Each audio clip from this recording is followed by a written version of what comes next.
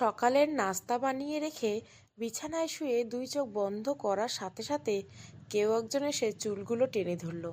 আমি ব্যথায় উফ বলে চোখ মেলে তাকাতে মামি বড় বড় চোখ করে আমার দিকে তাকিয়ে বলতে শুরু করলো, বড় লোকের বেটি, কয়টা বাজে, এখনো ঘুমাচ্ছিস? কোথায় মামি, নাস্তা বানিয়ে মাত্র বিছানায় এসে শুইলাম। আবার আমার মুখে মুখে তর্ক করিস বলে ঠাস ঠাস করে দুটো চড় মেরে দিও। তাড়াতাড়ি উঠে ঘর বাড়ি সব পরিষ্কার কর। ছোটবেলায় বাবা মাকে খেয়ে আমার ঘাড়ে এসে উঠেছিস, এখন কি আমাকে খাবি? কথাগুলো বলতে বলতে বের হয়ে গেল মামি। ব্যথায় দু চোখ বেয়ে টপ টপ করে পানি পড়ছে। চোখের পানি মুছতে মুছতে রুম থেকে বের হয়ে আসলাম। বাড়িঘর পরিষ্কার করতে শুরু করলাম। বাড়িঘর পরিষ্কার হতে হতে বাড়ির সকলের ঘুম ভেঙে গেল। আমি একটা দীর্ঘশ্বাস ছেড়ে হাত মুখ ধুয়ে আসলাম। এসে টেবিলে সবার জন্য নাস্তা বেড়ে দিলাম। মামা মামি রিফাত আর ঝুমা একসাথে খেতে বসেছে। আমায় কার কি লাগবে তা বেড়ে দিচ্ছি। ঝুমা: প্রিয়া আপু, তুমি খাবে না? প্রিয়া: তোমরা খেয়ে নাও, আমি পরে খাবো। রিফাত: কেন, খাবার কি কম আছে যে তোমাকে পরে খেতে হবে? এসো, আমাদের সাথে বসে খাও। প্রিয়া: না ভাই, তুই খা, আমার এখন খিদে নেই। মামা: কি হয়েছে তোর, কি মন খারাপ কোনো কারণে? প্রিয়া: না মামা, আমি ভালো আছি, মন খারাপের কোনো কারণ নেই। সকলের আদিক্ষেতা দেখে মামি ভিতরে ভিতরে ফোঁসফোঁস করছিল। এটা বেশ ভালোই বুঝতে পারছিল প্রিয়া, তাই ভয়ে ভয়ে তার সম্পূর্ণ সাবধানতা অবলম্বন করে কথা বলতেছিল তার সামনে। কেননা কথায় একটু 19-20 হলে সবাই বের হবার পর আবার অত্যাচার শুরু হবে তার উপর। নাস্তা শেষ করে একে একে সবাই যে যার মতো বাড়ি থেকে বের হয়ে গেল। প্রিয়া সব কিছু গুছিয়ে নিজের নাস্তা নিয়ে বসতেই মামি চেঁচিয়ে উঠে বলল, তাড়াতাড়ি খেয়ে রান্না বসা, দুপুর হতে না হতেই তোর মামা চলে আসবে খাওয়ার জন্য। প্রিয়া একটা দীর্ঘশ্বাস ছেড়ে চটজলদি খাবার খেয়ে দুপুরের জন্য রান্না বসিয়ে দিল। মামার একা রায়ে সংসার চলে। রিফাত আর ঝুমা দুজনে কলেজে পড়ে, কত খরচ। প্রিয়া 2 বছর আগে ইন্টার পাশ করে মামা ইউনিভার্সিটিতে ভর্তি করাতে চাইলেও প্রিয়া মামার মাথা আর বোঝা বাড়াতে চায়নি বলে ভর্তি হয়নি। এমনিতে মামি নানান রকম কথা বলতো স্কুল কলেজ পড়ালেখা করার সময়।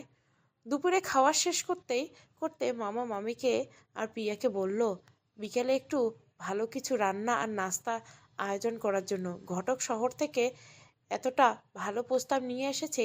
ছেলে বড়, বেশ বড় লোক। যদি কপাল ভালো হয় তবে প্রিয়ার বিয়েটা হয়ে যেতে পারে। মামি: তোমার ভাগ্নি যে কপাল নিয়ে জন্মেছে তাতে তার কপালে বিয়ে হবে বলে মনে হয় না, শুধু শুধু কিছু টাকা পয়সা খরচ। প্রিয়া নিজেও মনে মনে বলে, মামি মিথ্যে কিছু বলেনি, এর আগেও বেশ কয়েকবার পাত্রপক্ষ দেখে গেছে। শেষে তারা মোটা অঙ্কের যৌতুক করায় আর বিয়ের পিঁড়িতে বসা হয়নি তার। শ্বশুর শাশুড়ি আদর পাবে না এই বাহানাটাই মোটা অঙ্কের যৌতুক তারা দাবি করে। মামা যাবার আগে প্রিয়ার মাথায় হাত বুলিয়ে দিতে দিতে বলল, তুই চিন্তা করিস না, এবারের ছেলেপক্ষ বেশ বড় লোক, তারা কোনো রকম যৌতুক নেবেন না, শুধু তোকে পছন্দ হলেই হলো। প্রিয়া কিছু বলে না, কেননা এখন পর্যন্ত কোনো পাত্রই বলেনি সে দেখতে খারাপ। প্রিয়া নিজেও জানে সে যথেষ্ট পরিমাণ সুন্দরী, তাকে অপছন্দ হবার কোনো কারণ নেই। কিন্তু বাবা মা না থাকলে যা হয়, মামার পক্ষে অনেক বেশি টাকা পয়সা খরচ করা সম্ভব না। মামা তার সাধ্যমতো চেষ্টা চালিয়ে যাচ্ছে প্রিয়াকে বিয়ে দেওয়ার জন্য। বিকালে মাঝেই সব রান্নাবান্না শেষ করে ফেলল প্রিয়া নিজেই। মামি তাকে সাহায্য করতে আসলো না, বরং বেশ বিরক্ত হয়ে কয়েকবার বলল, নিজের ছেলে মেয়েদের কথা একবারও ভাবতে চায় না, পড়ে আছে বোনের মেয়েকে নিয়ে। আজও আবারও একবার নিজের অনিচ্ছা থাকার পরেও আয়নার সামনে বসে চোখে কাজল নিল। গত ঈদের পুরনো শাড়িটা পরল। এরপর বেশ কয়েকবার আয়নাতে নিজেকে দেখে নিল। না, সব কিছু ঠিকঠাক আছে। সন্ধ্যার আগ মুহূর্ত শোষ শব্দ করে দুটো কালো রঙের পাজেরো গাড়ি এসে বাড়ির উঠোনে এসে থামলো। মামা ছুটতে যেয়ে তাদের ঘরের ভিতর নিয়ে আসলো। জানলা পর্দার ফাঁক দিয়ে সেসব কিছু দেখলো প্রিয়া। এত বড় লোক আর গরিব মানুষের বাড়িতে এসেছে, বিষয়টা খুব ভালো ঠেকলো না তার কাছে। তবুও শেষ পর্যন্ত দেখার অপেক্ষা তার। দুটো গাড়িতেই মাত্র 6 জন মানুষ। গাড়ি আর গহনা দেখলেই বোঝা যায় বেশ আলিশান পরিবারের মানুষ। দুজন ড্রাইভার দুটো ডালা নিয়ে তাদের পেছনে পেছনে বাড়িতে ঢুকলো। ডালা দুটো সামনের দিকে এগিয়ে দিয়ে মিসেস হামিদা বেগম বলল, এগুলো আমরা মেয়ের জন্য আর আপনার জন্য নিয়ে এসেছি। মেয়েকে আমরা ছবিতে দেখেই পছন্দ হয়েছে, একটু এগুলো পরে আমাদের সামনে আসতে বলুন। মামি ঝুমা বেশ খুশি হয়ে ডালা দুটো নিল।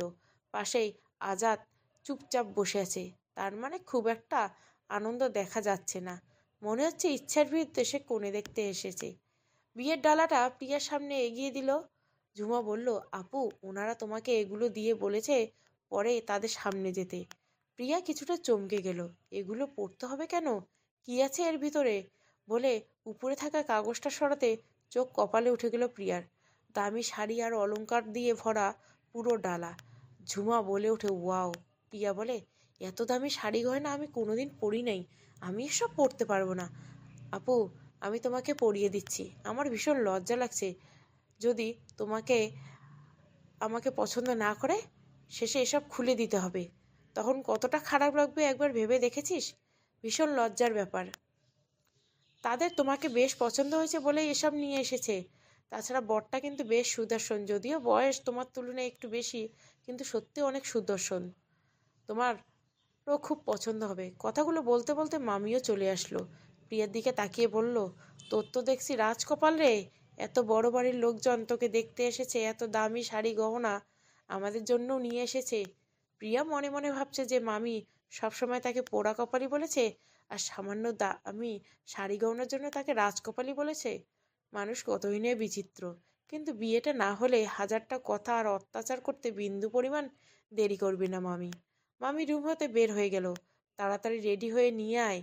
ঝুমা আর দেরি না করে তাদের নিয়ে আসা শাড়ি গহনা আমাকে পরাতে শুরু করলো। এক সময় আয়নার সামনে দাঁড়িয়ে নিজেকে চিনে উঠতে পারছিলেন না, মনে হচ্ছিল একটা পুতুল দাঁড়িয়ে রয়েছে তার জায়গায়, তার কোনো অস্তিত্বই নেই। ঝুমা, আপু, আমি তো তোমাকে চিনতেই পারছি না এখন। প্রিয়া, আমি নিজেই নিজেকে চিনতে পারছি না। মুখ পর্যন্ত শাড়ির আঁচলটা টেনে ঘুমটা নিয়ে প্রিয়া ঝুমাকে নিয়ে হাজির হলো সবার সামনে। প্রিয়া সবাইকে উদ্দেশ্যে সালাম দিল। মিসেস হামিদা, আমার কাছে এসে বসো মা। ঝুমা প্রিয়াকে নিয়ে গিয়ে ওনার পাশে বসিয়ে দিল। মিসেস হামিদা আজাদের মা, তার পাশে বোন, আর তার পাশে আজাদ, আর তার পাশে খালাতো ভাই সুমন বসে রয়েছে। তার উল্টো দিকে সুমনের বাবা, তার পাশে ঘটক। মিসেস হামিদা প্রিয়ার মুখের উপর থেকে ঘোমটাটা সরিয়ে নিয়ে, মাশাআল্লাহ, একদম পুতুলের মতো লাগছে, আমার ঘর আলোকিত করার জন্য আর কিছু চাই না আমার। আজাদের খালাও বলে উঠল, বেশ মানাবে আজাদের সাথে। প্রিয়ার মুখটা লজ্জায় লাল হয়ে যাচ্ছে, সে আর চোখে আজাদের দিকে তাকালো, তার চোখ অন্যদিকে। মুখ দেখে বোঝার উপায় নেই সে কি আমাকে পছন্দ করছে কি না, নাকি তার মনে অন্য কারো বসবাস।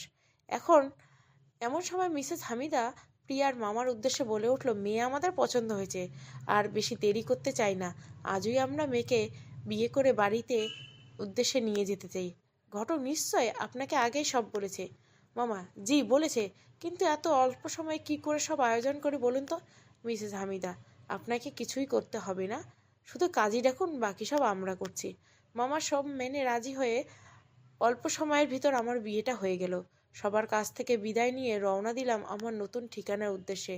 আজাদ এক দৃষ্টিতে বাইরে তাকিয়ে হচ্ছে আমি মানুষটার দিকে, মানুষটা একেবারের জন্য আমার দিকে তাকাচ্ছে না।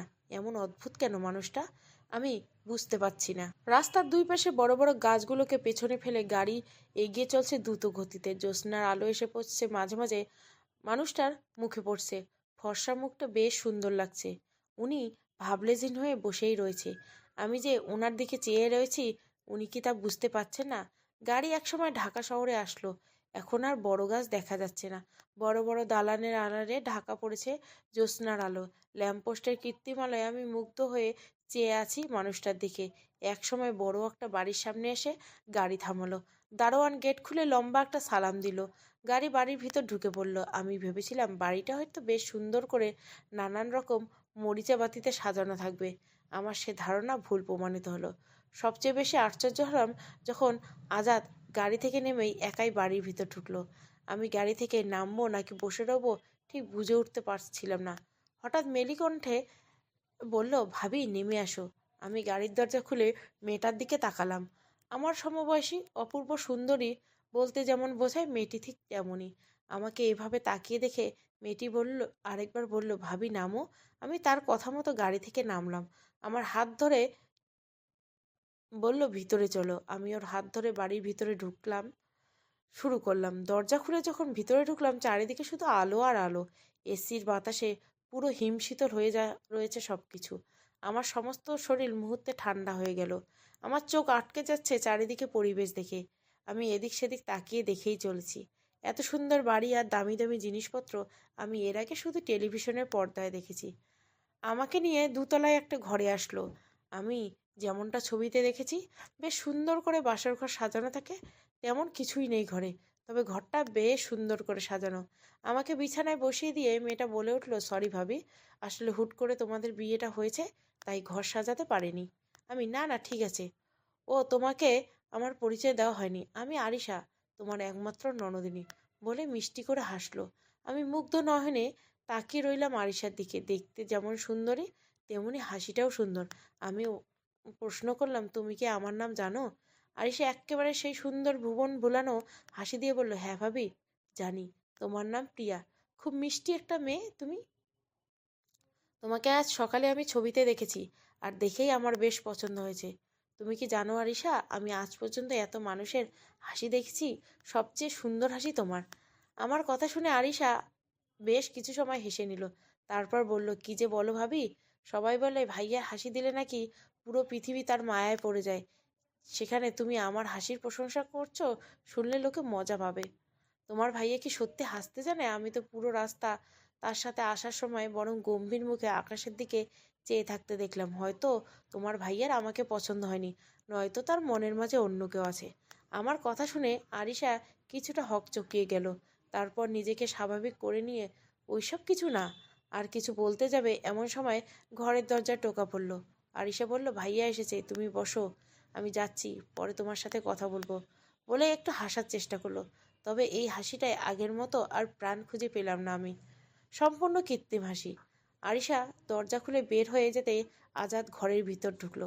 ততক্ষণে আমি শাড়ির আঁচল দিয়ে আমার মুখ ঢেকে নিয়েছি। ঘর ফুলে ফুলে সাজানো না হোক, তবুও আমার বাসর রাত। কিন্তু আজাদ আমার সাথে কোনো কথা না বলে সোজা চলে গেল ব্যালকনিতে।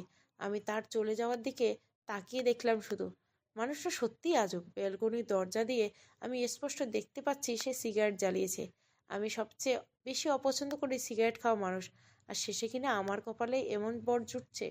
নিজেকে বড্ড অসহায় মনে হচ্ছে নিজের কাছে। একে একে সব স্বপ্ন ভঙ্গ হয়ে যাচ্ছে আমার। প্রতিটা মেয়ের বাসর রাত নিয়ে অনেক রকম স্বপ্ন থাকে, আমারও ছিল। তার কোনোটাই পূর্ণতা পেল না। চোখ বেয়ে একাই পানি পড়তে শুরু করলো। কোথায় আসলাম? মামা আমাকে কোথায় বিয়ে দিল? জেলখানা না হবার পরেও নিজেকে বন্দিনী মনে হচ্ছে। এই কষ্ট দেখানোর মতো আপন কেউ নেই এই শহরে। একা একাই সব ভেবে চলছি। রাত কয়টা বাজে তাও জানি না। হঠাৎ করে আজাদ রুমের ভিতর ঢুকে আসলো। আমি কিছুটা চেপে এক কর্নারে গেলাম। আজাদ, তুমি শাড়িটা চেঞ্জ করে নাও, এত ভারী গহনা পরে থাকতে তোমারই কষ্ট হচ্ছে। এই মানুষটার কথা বলল। আমি তার কথায় কোনো উত্তর না দিয়ে চুপ করে রইলাম। আজাদ আবারও বলে উঠল, তুমি কি আমার কথা শুনতে পাচ্ছ না? আমি কাঁপা কাঁপা গলায় বললাম, জি শুনেছি। আজাদ, তাহলে মানছো না কেন? আজাদ আমার উপর সমস্ত শরীরের আগুন জ্বলছে। ইচ্ছে করছে ওনার মাথার চুল টেনে ছিঁড়ে ফেলে, কিন্তু তো সে সাহস আমার নেই। তাই বাধ্য মেয়ের মতো খাট থেকে নেমে আমি ল্যাগেজ খুলে একটা জামা নিয়ে ওয়াশরুমে ঢুকে পড়লাম। আয়নার সামনে দাঁড়িয়ে শরীরের সমস্ত শক্তি দিয়ে চিৎকার করলাম, কিন্তু আমার মুখ থেকে কোনো রকম আওয়াজ বের হল না। চিৎকার ঠিকই করছি, তবে তা নিজের ভিতরে চেপে রেখেই। কেমন মানুষের সাথে আমার বিয়ে হচ্ছে, যে কিনা এখনো পর্যন্ত একটা বারের জন্য আমাকে স্পর্শ করে দেখলো না। শুনেছে মানুষ নাকি বাসর ঘরে খুব রোমান্টিক রোমান্টিক কথা বলে, মেয়েরা ভয়ে থাকে তার স্বামীর ভয় ভাঙায়। কিন্তু আমার জীবনে সব উল্টো হচ্ছে। এমন ঘটনা কি জীবনে কোনো মেয়ের সাথে ঘটেছে কিনা তা আমার জানা নেই। কোনো রকম শাড়িটা চেঞ্জ করে বের হয়ে এসে দেখি আজাদ আবার ব্যালকনিতে গিয়ে সিগারেট জ্বালাচ্ছে। ইচ্ছে করছে যেন একটা গিয়ে ধাক্কা মেরে নিচে ফেলে দিয়ে মেরে ফেলি। আচ্ছা, এর আগে কি কেউ বাসর ঘরে নিজের স্বামীকে হত্যা করেছে? সবচেয়ে বড় কথা, দোতলা থেকে পড়লে কি মারা যাবে? দুনিয়ার যত বাজে চিন্তা আছে সব মাথায় এসে জড়ো করেছে এই মানুষটার এমন ব্যবহারে। এই মানুষটা এত নিষ্ঠুর কেন? কেনই বা আমার সাথে এমন করছে? সে কি আমার সাথে একটু ভালো করে কথা বলতে পারে না? আমার অপরাধটাই বা কি? ওনার পছন্দ করে বউ বানিয়ে নিয়ে এসেছে, তাহলে কেন আমাকে এইভাবে অবহেলা করছে? একে তো লম্বা একটা পথ জার্নি করে এসেছি, তার উপর এত এত অবহেলা। দু চোখে ঘুম চেপে বসেছে। আমি বিছানায় উঠে কিছুটা সময় বসে রইলাম। না, আর পাচ্ছি না। আমার পক্ষে আর বসে থাকা সম্ভব না। আমি বিছানায় শুয়ে পড়লাম। ব্যালকনিতে দাঁড়িয়ে থাকা আজাদের দিকে তাকালাম। মানুষটা সেই আগের মতো সিগারেট টেনে যাচ্ছে। একসময় আমার দু চোখ বন্ধ হয়ে যায়। সকালে আরিশার ডাকে চোখ মেলে তাকিয়ে দেখি ঘরের ভিতর আজাদকে দেখতে পেলাম না, শুধু নিজের শরীরের উপর পাতলা একটা চাদর দেখতে পেলাম। তার মানে চাদরটা আজাদ আমার শরীরে তুলে দিয়েছে। কিন্তু সে সারা রাত এই বিছানায় আসেনি। তবে কি সারা রাত ব্যালকনিতে কাটিয়ে দিয়েছে, নাকি অন্য কোথাও ছিল? ভাবতে যে দরজা খুলে দিতে আরিশা ঘরের ভিতর ঢুকে পড়লো। ভাবি, নাস্তা করবে না? সবাই তোমার জন্য অপেক্ষা করছে। তোমার ভাইয়া কোথায়? ভাইয়া তো নিচে নাস্তার টেবিলে। আমি খুব অবাক হয়ে গেলাম। কেন? ভাইয়া কি সারা রাত তোমার সাথে ছিল না? তোমাকে সকালে ডেকে যায়নি? আরিশের এমন প্রশ্নের উত্তর আমার কাছে নেই। আমি নির্বিকার হয়ে তার দিকে চেয়ে রইলাম। বুঝতে পারছি। আচ্ছা, তুমি ফ্রেশ হয়ে নাও, আমি আসছি। আমি আর কিছু না বলে ফ্রেশ হয়ে আরিশার সাথে নিচে নামতে শুরু করলাম। সিঁড়ির একদম শেষের দিকে আসতে ছোট্ট একটা ছেলে মামা বলে ছুটে আসতে থাকলো আমার দিকে। আমি ভীষণ অবাক হয়ে আরিশার দিকে তাকালাম। আরিশা বিবাহিত, আমাকে বলনি? কিন্তু অবাক করে দিয়ে বাচ্চাটা আমাকে জড়িয়ে ধরলো।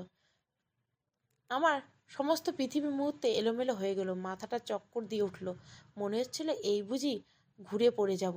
আজাদ একজন বিবাহিত পুরুষ, তার একটা ছেলে রয়েছে, যার কোনো কিছু আমাদের জানানো হয়নি। আমাদের সাথে ধোঁকাবাজি করা হয়েছে, ঠকানো হয়েছে। কেন এমনটা করলো? যখন ভেবে চলছিলাম ঠিক তখনই আরিশা বাচ্চাটাকে টেনে কোলে নিতে নিতে বলল, আরিশা, নিশাদ মা বিদেশ থেকে এসেছে, বিশ্রাম নিতে দাও। দেখবে মা সারাদিন তোমার সাথে খেলবে। নিশা সত্যি আমার দিকে তাকিয়ে। আমার ভিতরে কষ্টের ঝড় বয়ে যাচ্ছে, তবু মুখে মিথ্যে হাসি ফুটিয়ে মাথা নাড়ালাম। আরিশা আমার মাথায় হাত ধরে টেবিলে নিয়ে আসলো।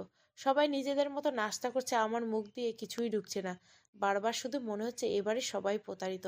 আমার সাথে এরা প্রতারণা করছে। এদের দেখতে যতটা ভদ্র দেখায়, বাস্তবে এরা ঠিক ততটাই নোংরা মানসিকতা। মা, কি চিন্তা করছো বিয়া? মাথা নাড়িয়ে বললাম, কিছু না মা। তোমার কি বাড়ির কথা মনে পড়েছে? তুমি কি তাদের সাথে কথা বলতে চাও? হ্যাঁ, তবে এখন না, পরে বলবো। বলে হাত ধুয়ে উঠে দৌড়ে চলে আসলাম দোতলায়। বিছানায় পড়ে কান্না করে চলছে। কি হলো? এরা কেন আমার সাথে এমন প্রতারণা করলো? আমার অপরাধ কি ছিল? মামার বাড়িতে মামির বকা আর মাঝে মাঝে মাইর খেতাম, সেটাও ভালো ছিল। সেখানে সত্যতা ছিল, কোনো রকম ছলচাতুরি ছিল না। এমন সময় আজাদ ঘরের ভিতর ঢুকলো। আজাদের সাথে ছোট্ট নিশাদ। তখন ভালো করে দেখা হয়নি বাচ্চাটাকে। চোখ জুড়িয়ে আসার মতো একটা বাচ্চা। হাসলে থুতনি ছোট একটি টোল পড়ে। দেখতে একদম বাবার মতোই ফর্সা, চোখ দুটো মায়াবী।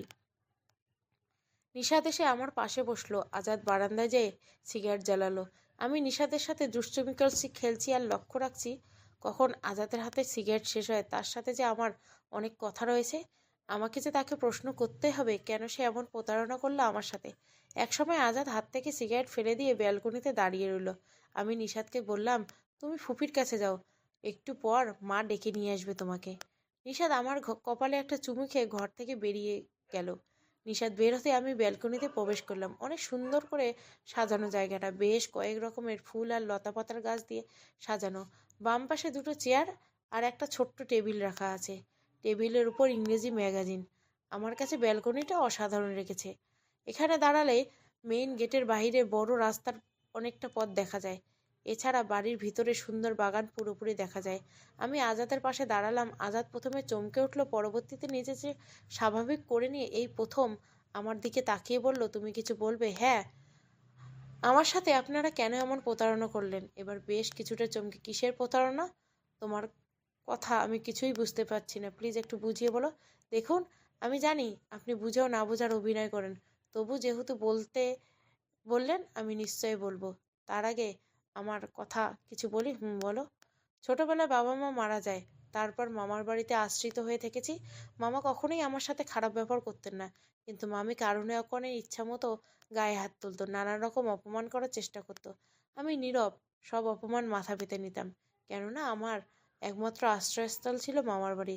এভাবে চলতে চলতে আমার সব কিছু সহ্য হয়ে গেল। মামির পাশাপাশি মামার একটু আদর আর স্নেহ আমার সব কষ্ট দূর হয়ে যেত। সেই সাথে মামাতো ভাই বোন দুটোকে সাথে নিয়ে বেশ কেটে যাচ্ছিল।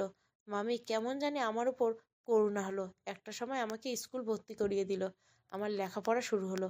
আমি ছোটবেলা থেকে লেখাপড়ায় খুব ভালো, আর বাবা মা না থাকায় টিচাররাও আমাকে অনেক কেয়ার করতো। এভাবে এগিয়ে চলতে চলতে আমার এসএসসি আর ইন্টার শেষ হলো। ইচ্ছে থাকার পরেও মামার অভাবের সংসার আর পড়ালেখা করা হয়নি। আচ্ছা, তুমি আমাকে এসব কেন বলছো? তুমি কি লেখাপড়া করতে চাও? না, আমি তা বলছি না। আমি বলতে চাচ্ছি সব কিছুর পরেও আমি ভালোই ছিলাম। মামির কটূক্তি শুনেও ভালোই ছিলাম। কিন্তু আমার সাথে প্রতারণা করে কেন বিয়ে করে নিয়ে আসলেন? প্রতারণা করেছি মানে? কিসের প্রতারণা? আপনি বিবাহিত, আপনার একটি ছেলে সন্তান রয়েছে। এসব না জানিয়ে কেন আপনি আমাকে বিয়ে করলেন? তোমার কথা ভুল হচ্ছে। আমি কোনো রকম প্রতারণা করিনি। ঘটক তোমার মামাকে সব জানিয়েছে। এমনকি আমার মাও তোমার মামাকে সব বলেছে। সব কিছু শুনেই তোমার মামা রাজি হয়েছে। আর আমি তো জানতাম তোমার মামা তোমাকে জানিয়েছে। দেখো, তোমার সাথে আমি আর আমার পরিবার কোনো রকম প্রতারণা করিনি। আর তোমার মামাকে এটাও বলেছি তোমাকে সব কিছু জানানোর জন্য। আমি ভেবেছি সে তোমাকে সব জানিয়েছে। আমার নিজের কোনো ইচ্ছে ছিল না এই বিয়েতে। মায়ের বয়স হয়েছে, আরিশা ভার্সিটি চলে যায়। নিশান দেখাশোনা করতে মায়ের কষ্ট হয়, তাই মা আর আরিশার কথা রাখতেই আমার তোমাকে বিয়ে করা। আজাদের কথায় আমি একদম স্তব্ধ হয়ে গেলাম। যে মামা আমাকে এত স্নেহ ভালোবাসা দিয়েছে সেই মামাই শেষ পর্যন্ত কিন্তু আমার সাথে এমনটা করলো। সত্যি কি মামা এমনটা করছে, নাকি আজাদ মিথ্যে কথা বলছে? কথাগুলো ভাবতে দু চোখ বেয়ে টপ করে জল গড়িয়ে পড়তে শুরু করলো। দেখো, আমি তোমার উপর স্বামীর অধিকার খাটাইনি, আর আগামীতেও খাটাবো না। যদি তোমার মনে হয় তুমি এ বাড়িতে থাকতে ইচ্ছুক নও, তবে আমাকে তুমি জানাবে। আমি তোমাকে মামার বাড়িতে দিয়ে আসবো। কিন্তু যে কয়টা দিন তুমি থাকবে, দয়া করে আমার পরিবারের মানুষগুলোকে আঘাত করে কোনো কথা বলো না। কথাগুলো বলে আজাদ বের হয়ে রুম থেকে নিশাদকে কোলে নিয়ে বের হয়ে গেল। আমি দাঁড়িয়ে দূর আকাশের দিকে চেয়ে আসি। নীল আকাশে কোথাও মেঘ জমেনি আজ, অথচ আমার হৃদয়ের মাঝে ঘন কালো মেঘ বসবাস করা শুরু হয়ে গেছে। হায় আল্লাহ, এই কোন পরীক্ষায় আমি পড়লাম? জীবনের সব সাজানো স্বপ্নগুলো ভেঙে তছনছ হয়ে গেল। এমন পরিস্থিতিতে পড়তে হবে কখনো ভাবিনি। এমন পরিস্থিতির জন্য পৃথিবীর কোনো মেয়েই হয়তো প্রস্তুত থাকবে না, আমিও ছিলাম না। কথাগুলো এক মনে ভেবে চলছি, এমন সময় আরিশা পাশে এসে দাঁড়িয়ে, ভাবি কি ভাবছো এমন আনমনে? আমি সাথে সাথে আরিশার দিকে তাকিয়ে নিজের চোখের পানি মুছি, তেমন কিছু না। তুমি কাঁদছো? ভাইয়া তোমাকে কিছু বলেছে? আরে না না, বাড়ির সবার কথা মনে পড়েছে তাই মনটা খারাপ। ও এই কথা, এই নাও ফোন, তুমি বাড়িতে ফোন দিয়ে কথা বলো, আমি নিশাদকে একটু দেখে আসছি। কথাটা বলে আরিশা ফোনটা আমার হাতে ধরিয়ে দিয়ে বের হয়ে গেল। আমি ফোনটা হাতে নিয়ে মামার নাম্বারে ফোন দিলাম। রিং বাজার সাথে সাথে মামা ফোন রিসিভ করলো। কেমন আছো মামা? মামা আলহামদুলিল্লাহ ভালো আছি মা, তুই কেমন আছিস? ভালো। মামা, তুমি আমার সাথে কি করে এমনটা করলে? একবারও কি তোমার মনে হয়নি আমার কাছে কথাটা বলা দরকার ছিল তোমার? তুমি না বলতে আমি তোমার মেয়ে, তবে কেমন করে এমনটা করতে পারলে? মারে, আমি অনেকবার তোকে বলতে চেয়েও কথাটা বলতে সাহস পারিনি। আমার সাহস হয়ে ওঠেনি। আমাকে তুই ক্ষমা করে দে। তবে এটা বিশ্বাস কর, আমি যা করছি তোর ভালোর জন্য। আজ হয়তো তোর কাছে খারাপ লাগছে, আমাকে অপরাধী মনে হচ্ছে, কিন্তু একটা সময় দেখবি তুই অনেক সুখে থাকবি। আর আজকের অভিযোগগুলো তোর কাছে নিজের কাছে অর্থহীন মনে হবে। আমি জানি না মামা, আমার জীবনে আগামী দিনগুলো কেমন কাটবে, তবে আমি কখনোই এমনটা চাইনি। এমন পরিস্থিতির জন্য আমি প্রস্তুত ছিলাম না। তুমি চাইলে আমাকে বলতে পারতে। আমি কি কখনো তোমার অবাধ্য হয়েছি? আমি জানি তুই অবাধ্য হতে না, কিন্তু কেমন করে আমি তোকে বলতাম একজন বিবাহিত পুরুষ যার স্ত্রী মারা গেছে, একটা বাচ্চা আছে, তার সাথে তোর বিয়ে দিচ্ছি? মামার গলা শুকিয়ে এসেছে। আমি বুঝতে পেরে জিজ্ঞাসা করলাম, মামি, রিফাত, ঝুমা ওরা সবাই কেমন আছে? সবাই ভালো। তুই পারলে জামাইকে নিয়ে বেড়াতে চলে আয়, দেখবি তোরও ভালো লাগবে। দেখি মামা, আচ্ছা ফোন রাখছি, তোমাকে ফোন দিব বলে লাইনটা কেটে দিলাম। এমন সময় দরজা খুলে নিশাদ দৌড়ে এসে মামা বলতে, নিশাদ এসে আমাকে জড়িয়ে ধরলাম। আমি নিশাদকে কোলে তুলে নিলাম আর আরিশা তার ফোনটা দিয়ে দিলাম। এই প্রথম কেন জানি না সত্যি সত্যি নিজের ভিতরে এক অন্যরকম মায়ার আবির্ভাব হচ্ছিল। ছোটবেলা থেকে বাবা মা ছাড়াই আমি বড় হয়েছি, তাই এর কষ্ট বুঝি। হয়তো আমি নিশাদের জন্মদাত্রী মা নই, কিন্তু তবুও আমি ওর মা। আমি আমার সাধ্যমতো ওকে ভালোভাবে লালন পালন করব মনে মনে প্রতিজ্ঞা করলাম। আরিশা, এইভাবেই কোথায় হারালে? কই, না তো কিছু না। ভাইয়াকে খুঁজছো নাকি? লাভ নেই, ভাইয়া এখন বাইরে বের হয়েছে, কখন ফিরবে তা বলা যায় না। তবে ঘরে যেহেতু আমার সুন্দরী নতুন ভাবি, তাই আজ তাড়াতাড়ি ফিরবে বলে আশা করা যায়। তোমার ভাইয়া আবার কোথায় গেল? কোথায় যাবে, হয়তো বন্ধুদের সাথে আড্ডা দিতে গেছে। আচ্ছা হারসি, সেদিন তুমি আমাকে কিছু বলতে চেয়েছিলে তোমার ভাইয়ের সম্পর্কে, আজ বলো তাহলে শুনি। সে অনেক কথা ভাবি, শোনো তবে। ভাইয়া ছোটবেলা থেকে ছিল বেশ চঞ্চল, পুরো বাড়ি হাসি আনন্দে মাতিয়ে রাখতো সবসময়। ভাইয়া ভার্সিটি জীবন শেষ করার আগেই বাবা মারা যায়। তখন থেকে বাবার ব্যবসার সম্পূর্ণ দায়িত্ব ভাইয়া বুঝে নেয়। পড়ালেখা শেষ করে ব্যবসা একসাথে শুরু করে। এর মাঝে পরিচয় হয় ভাবির সাথে। 2 বছরের রিলেশন শেষে ভাইয়া ভাবিকে বউ করে নিয়ে আসে। দুই পরিবারের সম্মতিতে বিয়ে হয়। দুজনের সংসার চলছিল বেশ। দুজনের মধ্যে বোঝাপড়া আর ভালোবাসার কমতি ছিল না। বিয়ের 1.5 বছরের মাথায় আমাদের বাড়ি আলো করে আসে নিশাত। সেদিন ভাইয়া ভাবি কারো আনন্দের শেষ ছিল না। আমরা সকলে এত এত আনন্দিত হয়েছিলাম যা বলে বোঝাতে পারবো না। বেশ যাচ্ছিল দিনগুলো, কিন্তু হঠাৎ একদিন ভাবি মাথা ঘুরে পড়ে যায়। প্রথমে ভেবেছিলাম হয়তো নর্মাল সমস্যা, ডাক্তারের কাছে গিয়ে কিছু টেস্ট করানো হোক। সেখান থেকে বের হয়ে আসে ভয়ঙ্কর সত্যি, যা আমরা কোনোদিনও কল্পনা করতে পারিনি। ভাবির ব্রেন ক্যান্সার। সব থেকে বড় কথা, খুব দ্রুত, যা ভাবির সমস্ত শরীরে ছড়িয়ে পড়বে। ভাইয়া চিকিৎসার কোনো রকম খামতি রাখে নাই, কিন্তু কোনো লাভ হয়নি। আস্তে আস্তে একটা সময় ভাবির শরীর দুর্বল হতে থাকে এবং নিশাদ বয়স যখন 1 বছর, তখন ভাবি আমাদের সবাইকে কাঁদিয়ে এই পৃথিবীর মায়া ত্যাগ করে চলে যায়। ভাইয়া এতে প্রচণ্ড আঘাত পায়, যার কারণে আস্তে আস্তে ভাইয়া এমন হয়ে গেছে। কিন্তু ভাবি বিশ্বাস করো, ভাইয়া সত্যি অসাধারণ একটা মানুষ। আর একটা মানুষ সারা জীবনে কি একা কাটিয়ে দিতে পারে? তাই আমি আর মা অনেক বুঝিয়ে অবশেষে তোমার সাথে ভাইয়ের বিয়ে দিয়েছি। আরিশার চোখের কোণে পানি টলমল করেছে। আসলে ভালোবাসার মানুষগুলো আমাদের কাঁদিয়ে খুব তাড়াতাড়ি চলে যায়। আমরা চাইলে তাদের ধরে রাখতে পারি না। আরিশা, ভাবি তুমি আমার ভাইয়ের মুখে আবার হাসি ফিরিয়ে দিবে কি দিবে না বলে আরিশা আমার হাত দুটো চেপে ধরলো। আমার মুখ থেকে বের হয়ে গেল, এটা আমার দায়িত্ব। আরিশার চোখে মুখে হাসি ফুটলো। আমি নিশাদকে বুকের সাথে জড়িয়ে নিলাম। কখনো জন্ম না দিয়েও মা হওয়া যায়। নিশাদ আরাম করে 2 চোখ বন্ধ করে নিল। দুপুরে খাবার টেবিলে আজাদ আসলো না। আমি নিশাদকে খাইয়ে দিলাম। খেতে খেতে মা আমাকে বলল, বৌমা, তুমি তো সব কিছু জানো, তোমাকে আর কি বলবো। তোমার হাতেই এখন সব। আমার ছেলের এলোমেলো জীবনটা আবার আগের মতো গুছিয়ে দাও, তার দায়িত্ব তোমার। আমি মাথা নত করে বললাম, আমি আমার সাধ্য মতো চেষ্টা করব মা। আপনি আমার জন্য দোয়া করবেন। চেষ্টা না, তোমাকে পারতেই হবে। তার জন্য যত কিছু করা লাগে, যে কোনো সাহায্য লাগে, আমি তোমাকে করব। মা, আপনি তাহলে আমাদেরকে আমার মামার বাড়িতে পাঠিয়ে দিন কয়েকদিনের জন্য। গ্রামের পরিবেশ ওনার ভালো লাগবে আমার মনে হয়। আমিও তাই ভাবছিলাম। আর তোমার মামার সাথে আমার কথা হয়েছে, সেও তোমাদেরকে যে কয়েকদিন থেকে আসতে বলছে। এখন দেখে আজাদকে কি করে রাজি করানো যায়।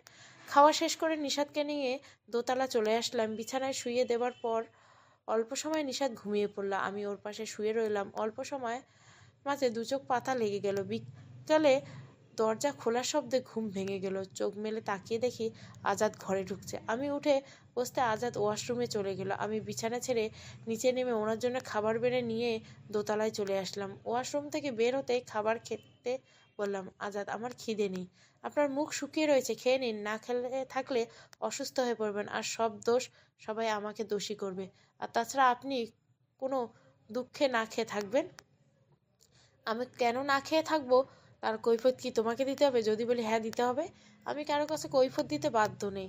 আমি বলিনি আপনি বাধ্য, কিন্তু আমার পূর্ণ অধিকার আছে আপনার কাছে কোনো কিছু জানতে চাওয়ার। আজাদ একটা দীর্ঘশ্বাস ছেড়ে চোখ বড় বড় করে আমার দিকে তাকাতেই আমি হেসে দিলাম। আমার হাসি দেখে আজাদ বেশ বিরক্ত হচ্ছে, তা আমি বেশ ভালো বুঝতে পারলাম। নিজেকে বেশ শক্ত করে বললাম, আপনি যদি না খেয়ে থাকেন আমিও খাবো না। আর আপনি নিশ্চয় চাইবেন না আমি না খেয়ে থাকি। তুমি না খেয়ে কেন থাকবে? আপনি খাবেন না বলে?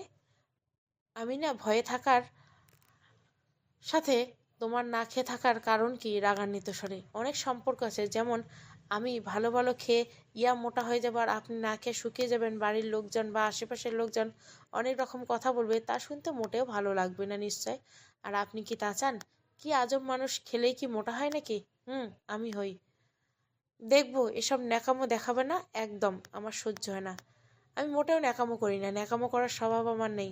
আর আপনি নিজেকে কষ্ট দিবেন না। আমার সহ্য না হলে সরাসরি বলে দিবেন, আমি চলে যাব। কিন্তু অনুগ্রহ করে আমাকে যতদিন এ বাড়িতে রাখবেন কোনো রকম অনিয়ম করবেন না, কেননা তার জন্য সকলে আমাকে দোষী করবে। আর আপনি নিশ্চয় চাইবেন না মা আরিশা তারা কষ্ট পাক আপনার আমার এমন সম্পর্ক থেকে। আজাদ এবার কিছু নীরব হয়ে গেল। কোনো রকমে কথা না বলে খাবার প্লেটে হাত দিল। আমি তার পাশেই বসে রইলাম। মানুষটা মনে হয়তো আমি জায়গা করতে পারবো না, তবে মানুষটা যেন ভালো থাকে, পরিবারকে ভালো রাখে, সেদিকে লক্ষ্য রাখতে হবে। আজ খাচ্ছে আর আমি আর চোখে আমার দিকে তাকাচ্ছে, হয়তো রাগেই তাকাচ্ছে, তাতে আমার কোনো সমস্যা নেই। আমি চাই মানুষটা ভালো থাকুক, কেননা তার ভালো থাকার উপর নির্ভর করছে পুরো পরিবারের ভালো থাকা। হয়তো আমার ভালো থাকাটা তার থাকার উপর নির্ভর করছে। খাওয়া শেষ হতে আমি প্লেটগুলো ওনার সামনে থেকে নিয়ে নিচে ডাইনিংয়ে রেখে উপরে এসে দেখি উনি ব্যালকনিতে দাঁড়িয়ে সিগারেট জ্বালিয়েছে। আমি আস্তে আস্তে যেয়ে ওনার পাশে দাঁড়ালাম। এ কি, তুমি এখানে কিছু বলবে? হ্যাঁ, আপনি এত সিগারেট খান কেন? সিগারেট খাওয়া যায় না, এটাকে বলে ধূমপান করা। ওই হলো একই কথা, এটা ছেড়ে দিন, এটা ভালো না। সব ভালোই কি ভালো? এত ভালো দিয়েই বা কি হবে? আমার কাছে ভালো লাগে, এটাই আসল কথা। দেখুন, আপনি তো আর সেই ছোটোবেলা থেকেই ধূমপান করেন না। তাছাড়া আমার সহ্য হয় না সিগারেটের ধোঁয়া। নিষাদ, আপনি সকালের জন্যই এই সিগারেট খারাপ। আমি তো তোমাদের থেকে দূরে গিয়ে থেকেই সিগারেট খাই। তুমি ভিতরে চলে যাও। আমাদের থেকে দূরে খান, কিন্তু নিজেকে তো শেষ করে দিচ্ছেন। তাই তো খাওয়া ছেড়ে জীবনে কোনো কিছুই থেমে নেই, আর কোনো কিছুই থেমে থাকবে না। কথাটা বলে আমি ব্যালকনি ছেড়ে রুমের ভিতর ঢুকে পড়ি। আজাদ এক দৃষ্টিতে আমার দিকে চেয়ে রয়েছে। আমি কিছুটা লজ্জা পেয়ে দ্রুত নিষাদকে কোলে তুলে নিয়ে রুম থেকে বের হয়ে আসলাম। মানুষটা সত্যি অনেক ভালো মনের, এটা তার কথায় আর ব্যবহারে বোঝা দেয়। তাই তার এই বাজে স্বভাবটাকে যে করে হোক পরিবর্তন করাতে হবে।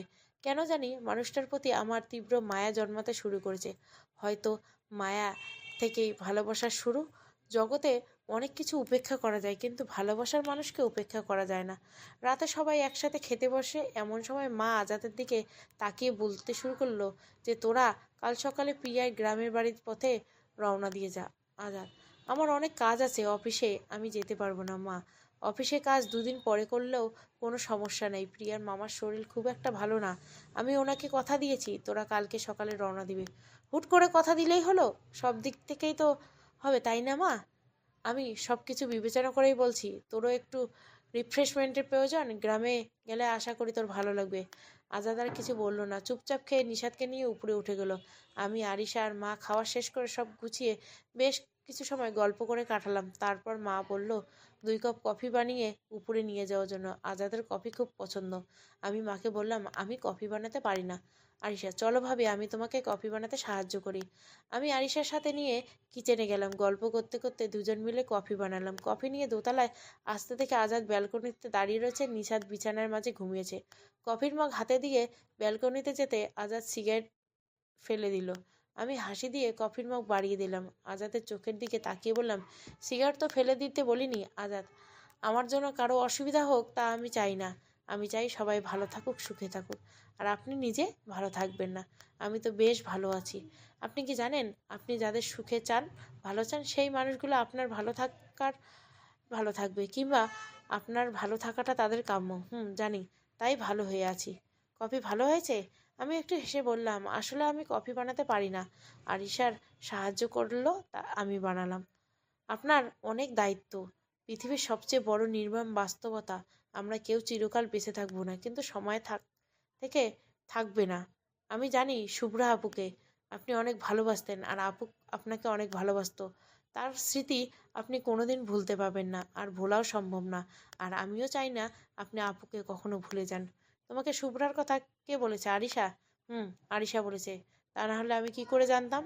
এই চুপচাপ থাকা মানুষটার ভিতরে কত বড় একটা পাথর চাপা দিয়ে রেখেছে। যে বাড়িটা হাসিতে পুরো বাড়ি হাসতো, সেই মানুষটা হাসতে ভুলে গেছে। তার সাথে পুরো বাড়িটাও নীরব হয়ে গেছে। কখনো কখনো পরিস্থিতি মানুষকে পাথর হতে বাধ্য করে। পরিস্থিতি মানুষকে হাসতে ভুলিয়ে দেয়, স্মরণ করিয়ে দেয় তাকে বেঁচে থাকার তাগিদে শুধু প্রিয়জনের প্রয়োজন। আপনি এমন করে কেন ভাবছেন? যাদের প্রয়োজনে আপনি বেঁচে আছেন, মনে করেন তারা সকলেই আপনার ভালো চায়, সুস্থতা চায়। আর আপনাকে প্রয়োজন নয়, প্রিয়জন মনে করে। আর আপনি মন খারাপ করে থাকলে কিংবা নিজের উপর অবহেলা করলে শুভ্রা আপু ওপার থেকে দেখে খুব খুশি হবে।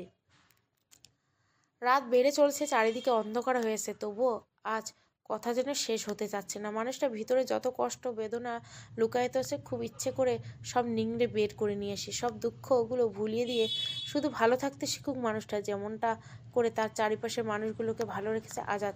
অনেক রাত হয়ে গেছে, শুয়ে পড়বো। আপনি ঘুমাবেন না? আমি পরে আসছি, তুমি তুমি যেও, ঘুমাও। আমি আর কথা না বলে ভিতরে চলে আসলাম। আমি জানি এই মুহূর্তে শত চেষ্টা করে তাকে ঘরে আনতে পারবো না। মানুষটা যতটা ভালো ঠিক ততটাই ঘাটতারা। বিছানার শেষ প্রান্তে শুয়ে নিষাদকে বুকের মাঝে নিয়ে আজাদের দিকে তাকালাম। সে সিগারেট জ্বালিয়ে আকাশের দিকে ধোঁয়া উড়িয়ে চলছে। এসব দেখতে দেখতে একটা সময় ঘুমিয়ে পড়লাম। সকালে দিকে চমকে ঘুম থেকে লাফিয়ে উঠলাম। আজাদ আমাকে ডাকতে ডাকতে একসময় আমার হাত ধরে টানতে থাকে।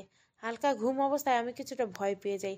তখন আমার মনের ভিতর অন্য কিছু হচ্ছিল, কিন্তু যখন পুরোপুরি চোখ মেলে তাকালাম তখন বুঝতে পারলাম সকাল হয়ে গিয়েছিল। আর আজাদ বলতে শুরু করলো, আজাদ তাড়াতাড়ি ফ্রেশ হয়ে নাও, আর নিশাদকে তৈরি করো, আমরা নাস্তা করেই বেরোবো, নয়তো যেতে যেতে রাত হয়ে যাবে। বলে বিছানার পাশে একটা কালো রঙের শাড়ি রাখলো। আর কিছু মনে ছিল না, তাই আজাদের দিকে তাকিয়ে বললাম, কোথায় যাব আমরা? কোথায় যাব মানে? তোমরা গ্রামে যাব? মানে তোমার মামার বাড়িতে? আজাদের কথায় আমার মনে পড়লো মা গত রাতে আমাদের গ্রামে যেতে বলছে। আমি বিছানা থেকে লাফিয়ে উঠলাম। আজাদ রুম ছেড়ে বের হলো। আমি নিশাদকে ডেকে তুলে ফ্রেশ করিয়ে জামা কাপড় পরিয়ে নিয়ে ডাইনিংয়ে যেতে বললাম। বিছানা থেকে শাড়িটা হাতে নিয়ে ওয়াশরুমে ঢুকে পড়লাম। নিজের গায়ে জড়িয়ে ওয়াশরুম থেকে বের এসে ডাইনিংয়ের সামনে এসে দাঁড়ালাম। আজ নিজেই নিজেকে বলতে ইচ্ছে করছে, তুমি অপরূপা, তুমি অনন্যা। মানুষটা পছন্দের প্রশংসা করতেই হয়। আমি আরও কিছু সময় নিয়ে নিজেকে প্রস্তুত করতে শুরু করলাম। হালকা সাজুগুজু, চোখে হালকা কাজল, ঠোঁটে হালকা লিপস্টিক, কপালে ছোট্ট কাজলের কালো ফোঁটা নিয়ে বারবার আয়নায় নিজেকে দেখতে লাগলাম। মনে মনে বলে উঠলাম, প্রিয়া, বার দেখিস না, তোরই নজর লাগবে। একা একা হেসে এক সময় রুম থেকে বের হয়ে ডাইনিং রুমে চলে আসলাম। সবাই যেখানে বসে আছে আমি নেমে আসতে আরিশা বলে উঠলো, ওয়া ভাবি, আজ তো তোমাকে চেনাই যাচ্ছে না। আমি হেসে, তাহলে খুব খুলে আসি, আমি অচেনা হতে পারবো না। আরিশা, আরে না না, কেন হবে, তুমি তো আমাদের চেনা। আসলে সত্যি তোমাকে খুব সুন্দর লাগছে মা, সত্যি মা, তোমাকে খুব সুন্দর লাগছে। আজাদ মাথা তুলে আমার দিকে চেয়ে রয়েছে। আমার ভীষণ লজ্জা লাগছে।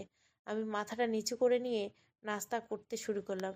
নাস্তা শেষ হতে আজাদ বলল, তোমার ব্যাগ গুছিয়ে নাও, আমি একটু বাইরে থেকে আসছি। আমি নিশাদ আর আরিশাকে সাথে নিয়ে উপরে তিনজনের জামা কাপড়ে ব্যাগ গোছাতে শুরু করলাম। আরিশা, বুঝলে ভাবি, ভাইয়ার উপর তোমার প্রভাবের জাদুর মতো করছে। কাপড় গোছাতে গোছাতে আমি আরিশার দিকে তাকিয়ে, মানে কিসের জাদু? আরে মায়ার জাদু, ভালোবাসা জাদু, দেখছো না? ভাইয়া তোমাকে নিয়ে গ্রামে বেড়াতে যাবে। ভাইয়া তো কোথাও যেতেই চায় না, তোমার কল্যাণে একটু ঘুরতে যাওয়ার সুযোগ হয়েছে। কথাটা বলে আরিশা হেসেই চলছে।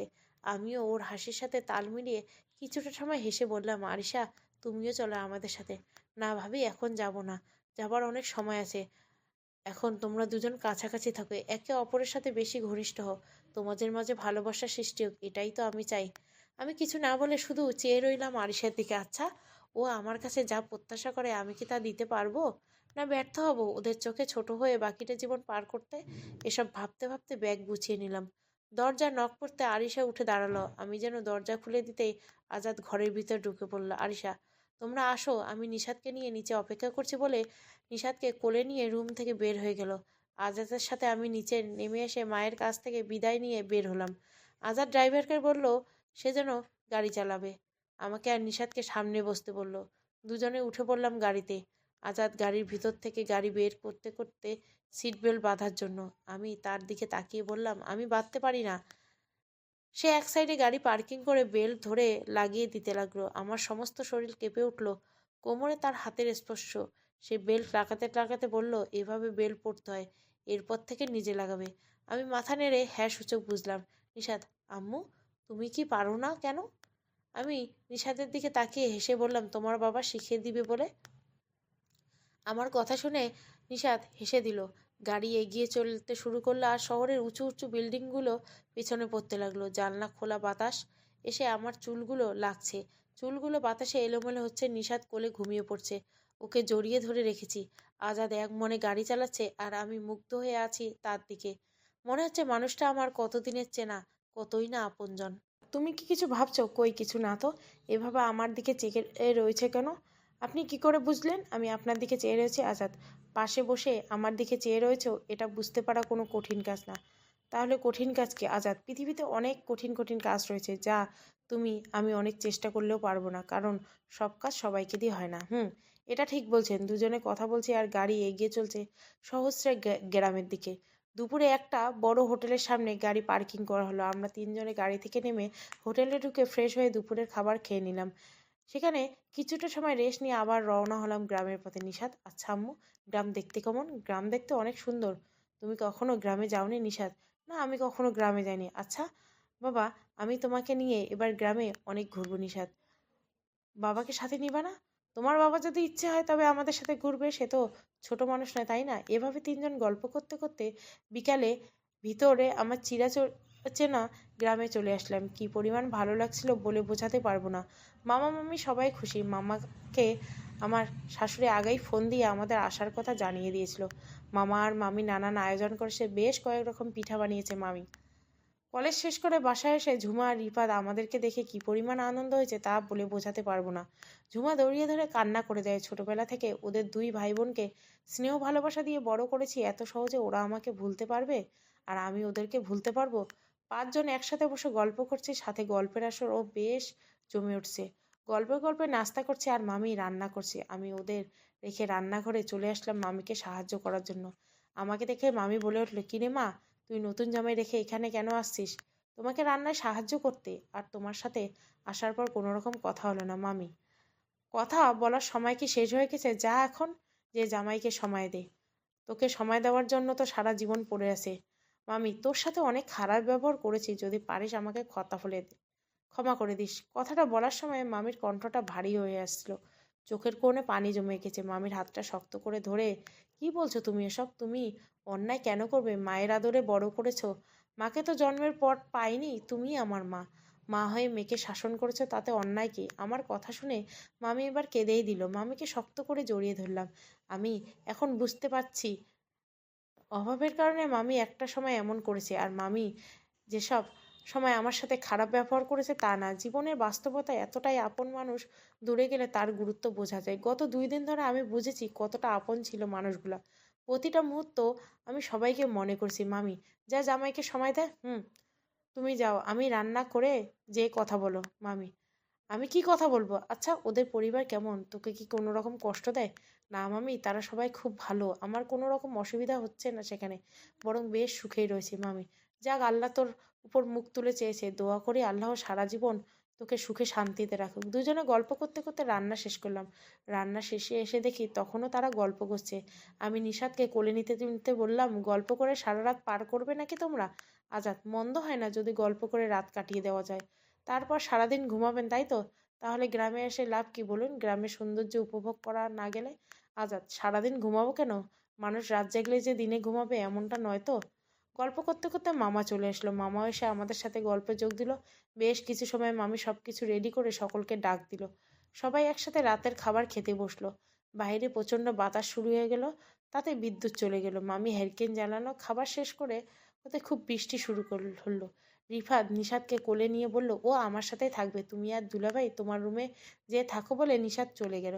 ঝুম বৃষ্টির টিনের চাল তার শব্দে আমি জানি না জানলার গ্রিলের ফাঁকে দিয়ে বাইরে হাত বাড়িয়ে রেখেছি। টপ টপ করে বৃষ্টির পানি আমার হাতে পড়ছে। আজাদ, একটু ওইখান থেকে সরে দাঁড়াও। আমি বুঝতে পারছি না কেন সরে যেতে বলছে। আমি কোনো রকম কথা না বলে সরে আসলাম। আজাদ জানলার সামনে গিয়ে সিগারেট জ্বালালো। দীর্ঘ সময় কারো মুখে কোনো কথা নেই। সব নীরবতা ভেঙে আমি বলে উঠলাম, আপনার খুব কষ্ট হচ্ছে, আর রাতে ঘুমাতেও বেশ কষ্ট হবে, তাই না? আজাদ, না, কষ্ট হবে না। আর রাতে ঘুমাতেই বা কে কষ্ট হবে? বিশাল বড় বাড়ি, বিশাল রুম, আর এই টিনের চালে বৃষ্টির শব্দ, ছোট বিছানাতে, এসবে কষ্ট হবার কথা, তাই না? না, সমস্যা নাই, আমি সকালের পরিস্থিতি মানিয়ে নিতে পারি। আমি না হয় মাটিতে বিছানা করে থাকি। আজাদ, মানে তুমি কেন মাটিতে বিছানা করে থাকবে? না, যদি আপনার কষ্ট হয় তাই বলছিলাম। আজাদ, আমি একবারও বলিনি আমার কোনো রকম কষ্ট হচ্ছে। অযথা এসব নিয়ে কোনো রকম টেনশন করার দরকার নেই। রাত বেড়ে চলেছে। আমি বিছানার একপাশে রয়েছি। আজাদ জানলা দিয়ে বাইরে তাকিয়ে রয়েছে। ঘরে হেরিকেনে আলো জ্বলছে। গ্রামে একটা সমস্যা, একটু ঝড় বৃষ্টি হলে বিদ্যুৎ চলে যায়। এসব ভাবতে ভাবতে দু চোখ লেগে আসছিল। হঠাৎ ঘুমটা ভেঙে গেল। তাকিয়ে দেখি আজাদ পাশে শুয়ে ঘুমিয়ে পড়েছে। আমি উঠে বিছানার পাশে থাকা টেবিলের উপর চাদরটা ওনার গায়ে উপর দিলাম। ঘুমন্ত হেরিকেনের আলোতে ভীষণ মায়াবী লাগছে মানুষটার মুখ। ইচ্ছে করছে হাত বাড়িয়ে ছুঁয়ে দেয়, কিন্তু ইচ্ছে থাকলেও কখনো কখনো তা পূর্ণ করা সম্ভব হয় না। আমি পাশে শুয়ে শরীরের উপর কিছুটা চাদর টেনে ওনার দিকে তাকিয়ে থাকতে থাকতে ঘুমিয়ে পড়লাম। সকালে দরজা করার শব্দে চোখ মেলে তাকালাম। সূর্যের আলো তখন উকি দিচ্ছে ঘরের ভিতর। রাতের বৃষ্টিতে হয়তো আগেই থেমে গেছে। উঠে দরজা খুলতে ঝুমা দাঁড়িয়ে বলল, এখনো উঠো নেই? তাড়াতাড়ি উঠো, মা নাস্তা বানিয়ে অপেক্ষা করছে, বাবা আবার কাজে বের হবে। তুই যা, আমরা আসছি বলে ভিতরে এসে জানলার পর্দা সরিয়ে দিলাম। সূর্যের আলো এসে সরাসরি আজাদের চোখে পড়তে সে কিছুটা নড়ে চড়ে উঠল। আমি পাশে দাঁড়িয়ে এই যে শুনছেন। বেশ কয়েকবার ডাক দেওয়ার পর যখন সে উঠল না, তখন হাত নাড়িয়ে তার হাত নাড়াতে সে চোখ মেলে তাকালো। চোখ মেলে তাকিয়ে কিছু বলবে? তাড়াতাড়ি উঠুন, সবাই নাস্তার টেবিলে অপেক্ষা করছে আমাদের জন্য। আসলে গ্রামের মানুষ এত লম্বা সময় ঘুমায় না। আর আপনি না কাল বললেন সারা রাত না ঘুমালে সারাদিন কি জেগে থাকতে পারবেন? আজাদ: সেটা না, ঘুমিয়ে পড়লে উঠতে তো একটু দেরি হবেই। আমার সাথে চলুন, ফ্রেশ হয়ে নেবেন। আজাদ আর কথা না বলে বিছানা ছেড়ে উঠে পড়ল। দুজন ফ্রেশ হয়ে নাস্তার টেবিলে আসলাম। সেখানে আগের থেকে সকলে উপস্থিত ছিল। নিশাদ আমাদের দেখে বলে উঠল, আজ আমি তোমাদের আগে উঠেছি। তোমরা আজ ঘুম থেকে উঠতে দেরি করে ফেলেছ। আমরা ওর কথায় শুধু হাসলাম, কিছু বললাম না। সকালে একসাথে নাস্তা করে নিলাম। মাম্মা নাস্তা শেষ করে বের হয়ে গেল আজাদের কাছ থেকে বিদায় নিয়ে। আমরা সকলে নাস্তা শেষ করে নিলাম। ঝুমা বলল, এখন তাড়াতাড়ি রেডি হয়ে আসো, আমরা সবাই একসাথে ঘুরতে যাব। আমি নিশাদকে নিয়ে ঘরে চলে আসলাম। নিশাদকে রেডি করাতে করাতে আজাদ চলে আসলো। নিশাদকে রেডি করে বললাম, তো ঝুমা আন্টির রুমে যাও। নিশাদ দৌড়ে বের হয়ে গেল। আমার খুব লজ্জা লাগছিল আজাদের সামনে শাড়ি চেঞ্জ করতে, তাই শাড়ি হাতে দাঁড়িয়ে রইলাম। আজাদ ব্যাপারটা বুঝতে পেরে, আমি অন্যদিকে ঘুরে আছি, তুমি তৈরি হয়ে নাও। এমন কথা শুনে আমার খুব লজ্জা লাগছিল। কোনো রকমে শাড়ি পরার চেষ্টা করছি, কিন্তু কোনোভাবেই ঠিক করতে পারছি না। কি একটা অবস্থায় পড়ছে। বাধ্য হয়ে আজাদকে ডাক দিতে সে আমার দিকে ঘুরে তাকালো। আমি বেশ লজ্জা পেয়ে গেলাম আজাদকে ডাক দিয়ে। আজাদ একদৃষ্টে আমার দিকে চেয়ে রইল। আমি মাথা নিচু করে বললাম, আমি ঠিকমতো শাড়ির কুচি করতে পারি না। আজাদ আমার কথা শুনে একটু হাঁটু গেড়ে বসে পড়ল। আমার চোখে চোখ রেখে এভাবে শাড়ির কুচি ঠিক করতে হয়? লজ্জা মরা অবস্থা হয়েছে, আর আমাকে শাড়ির কুচি ঠিক করে দেখতে বলে। হাসবো নাকি কাঁদবো ঠিক বুঝে উঠতে পারি না। আচ্ছা, সে তো আমার স্বামী, তার কাছে এতটা লজ্জা পাবার কি আছে? ভাবতে ভাবতে সে শাড়ির কুচির আমার কোমরে গুঁজে দেয়। আমার সমস্ত শরীর বিজলি চমকানোর মতো চমকে ওঠে। আমার একটা হাত শক্ত করে তার কাঁধে চেপে ধরল। সেদিকে খেয়াল করলাম। সে উঠে দাঁড়ানোর সময় আমি দ্রুত হাত সরিয়ে নিলাম। আজাদ, তোমার অধিকার আছে আমার কাঁধে হাত রাখার। ভয় পাবা বা চমকে ওঠার কিছু নেই। লজ্জায় মাথা নিচু করে আস্তে আস্তে প্রশ্ন করলাম, আমার আর কি কি অধিকার আছে?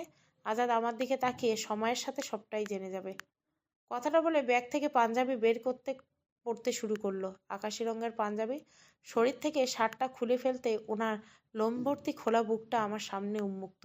আমি প্রথমে মানুষটাকে আমি খালি গায়ে দেখলাম। নিজের মুখ অন্যদিকে ঘুরিয়ে বললাম, তাড়াতাড়ি করেন, সকলে অপেক্ষা করছে। আজাদ, চলো বের হও। কথাটা বলে হাঁটা শুরু করলো। আমি ওনার পিছন পিছন হাঁটতে শুরু করলাম। ঘর থেকে বের হয়ে উঠানে আসতে দেখি সবাই দাঁড়িয়ে। সবাই রেডি, শুধু মামি বাদে। আমি মামিকে বললাম, তুমি যাবে না? মামি আস্তে করে কানের কাছে মুখ এনে বলল, তুই কি পাগল হয়েছিস? বাড়িতে নতুন জামাই এসেছে, রান্না বান্নার কাজ বাদ দিয়ে বেড়াতে যাব? সময় আছে, তোরা যা ঘুরে আয়। আর শোন, তাড়াতাড়ি আসবি, দুপুরে সকলে একসাথে খাবো। আমি মাথা টেনে মামির কাছ থেকে বিদায় নিয়ে সকলে মিলে বের হলাম ঘোরার উদ্দেশ্যে।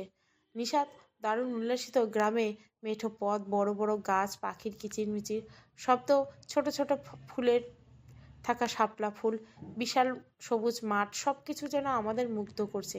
নিশাত নানা রকম প্রশ্ন করে চলছে, আর তার সব প্রশ্নের উত্তর দিয়ে যাচ্ছে রিফাত, ঝুমা। ওরা হয়তো আসলেই আমাকে আর আজাদকে আলাদাভাবে সময় কাটানোর ব্যবস্থা করে দিচ্ছে। আমি আজাদের দিকে তাকিয়ে, আপনার ভালো লাগছে না তাই না? আমি তো তোমাকে বলিনি আমার ভালো লাগছে না। না মানে, আপনার তো গ্রাম পছন্দ না? এটা ঠিক না, গ্রামে আসা হয় না এই পর্যন্ত।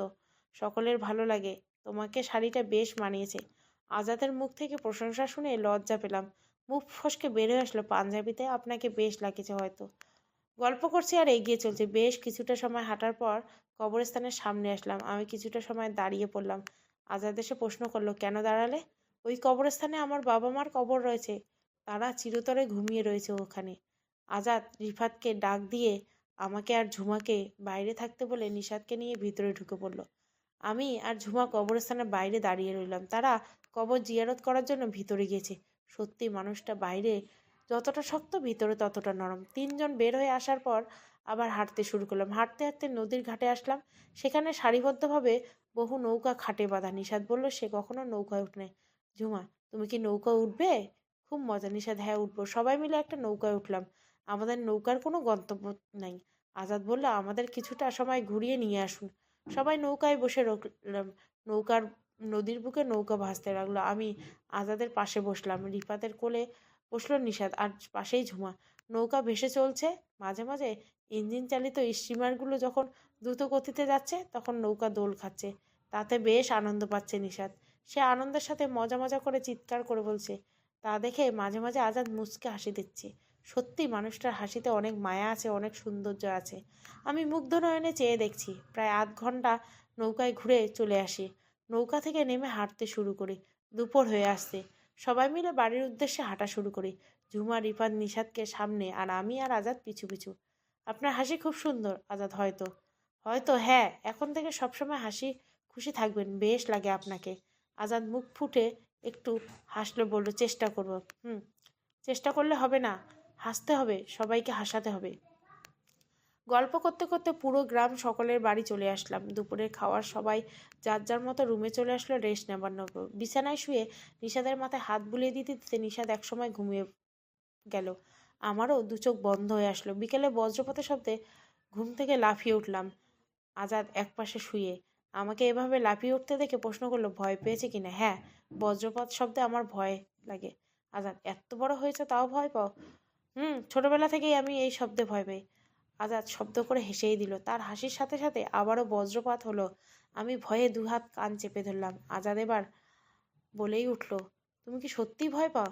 আমি মাথা নাড়িয়ে হ্যাঁ বললাম। আজাদ নিশাদকে কোলে নিয়ে বিছানার একপাশে রেখে আমার হাত শক্ত করে চেপে ধরল। আজাদ, ভয় পাবার কিছু নেই, আমি আছি তোমার পাশে।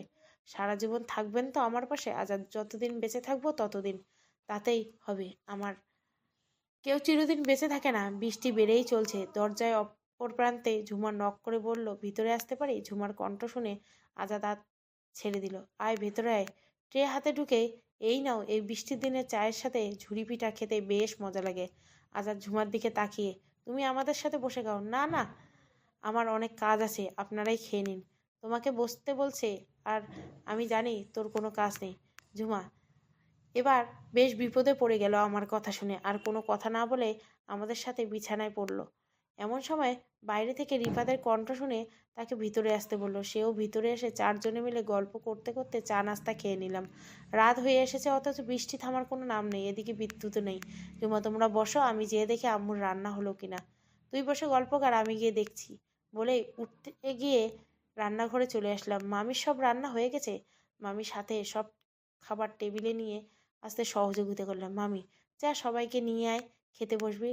আমি রুমে এসে সবাইকে খাবার টেবিলে আসতে বললাম। ঝুমা, রিফাত, আজাদকে নিয়ে খাবার টেবিলে চলে আসলো। আমি নিশাদকে কোলে নিয়ে ওদের পিছু পিছু রওনা হলাম। সবাই একসাথে খেয়ে নিলাম। বৃষ্টি থামার কোনো নামই নেই। রিফাত নিশাদকে নিয়ে নিজের ঘরে চলে গেল। আমি আর আজাদ চলে আসলাম আমাদের রুমে। চা খাবেন? আজাদ, হলে মন্দ হয় না, কিন্তু এই ঝড় বৃষ্টির ভিতর কষ্ট করার দরকার নেই। আমি হাসি দিয়ে বললাম, এ আর কষ্ট কি, আপনি বসে রেস্ট নিন, আমি বানিয়ে আনছি। রুম থেকে বের হয়ে রান্নাঘরে চলে আসলাম। পানি গরম দিতে মামি চলে আসলো রান্নাঘরে। তুই আসলি কেন? আমাকেই বললে হতো। তাতে কি হয়েছে, বসো, গল্প করি। দুজনে গল্প করতে করতে চায়ে গরম পানি হয়ে গেল। আমি চা বানিয়ে মামির হাতে দিয়ে যেতে বললাম, আর 2 কাপ নিয়ে আমি নিজের ঘরে চলে আসলাম। চায়ের কাপ আজাদের দিকে এগিয়ে দিলাম। আজাদ মুখে হাসি ফুটিয়ে, ধন্যবাদ। কিসের ধন্যবাদ? এটা আমার দায়িত্ব।